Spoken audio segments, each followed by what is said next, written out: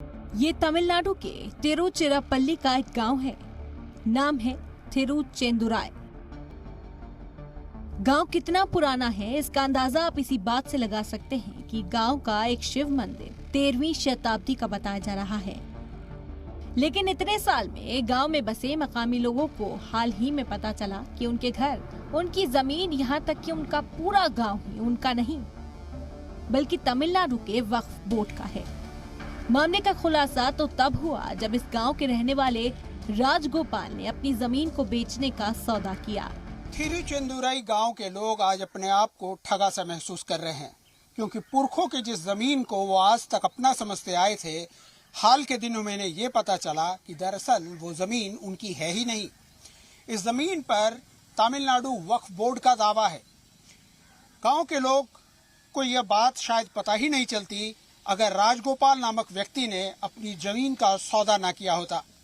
राजगोपाल ने जमीन का सौदा करने के बाद जब उस जमीन की रजिस्ट्री कराने की कोशिश की तो उसे सरकारी कार्यालय में बताया गया कि जमीन को बेचने से पहले उसे तमिलनाडु वक्फ बोर्ड से नो ऑब्जेक्शन सर्टिफिकेट लाने की जरूरत है। इस गांव की आबादी 95% हिंदू है और ये जमीन मुस्लिम वक्फ बोर्ड की। गांव के लोग इस सच को पचा नहीं पा रहे। राजगोपाल के लिए ये जानकारी किसी शौक से कम नहीं थी। जिस जमीन को राजगोपाल बेचना चाहते थे वो जमीन 40 साल पहले उन्हें उनके ससुर ने बतौर गिफ्ट दी थी। आखिरकार राजगोपाल का जमीन का सौदा रद्द हो गया। उन्हें बतौर एडवांस की रकम भी लौटानी पड़ी। राजगोपाल की खबर सुनकर पूरा गांव ही हैरान है। किसी को भी यकीन नहीं हो रहा कि उनका घर, उनकी जमीनों पर उनका कोई हक नहीं है। गांव की पंचायत के साबिक सदर धनपाल के पास गांव की जमीनों के कुछ दस्तावेज हैं। दस्तावेज के मुताबिक ये जमीन रानी मंगम्मा ने वक्फ बोर्ड को दी थी। इससे मुतालिक कुछ दस्तावेज वक्फ के पास है कि नहीं इसकी जानकारी उन्हें नहीं है। त्रिची के लैंड रजिस्ट्रार के पास 1885 से लेकर अब तक के दस्तावेज मौजूद हैं। अब सरकारी कागजात के इन दावों को लेकर गांव वाले परेशान हैं।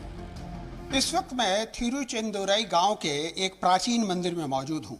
ये मंदिर यहाँ पर 13वीं शताब्दी से है। कहते हैं कि राजा परांदकन ने इसे 13वीं शताब्दी में बनवाया था।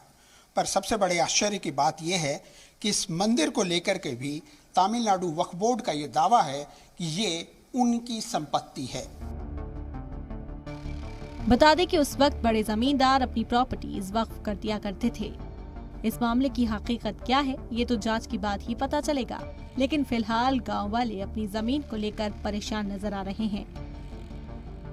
ब्यूरो रिपोर्ट, जी मीडिया।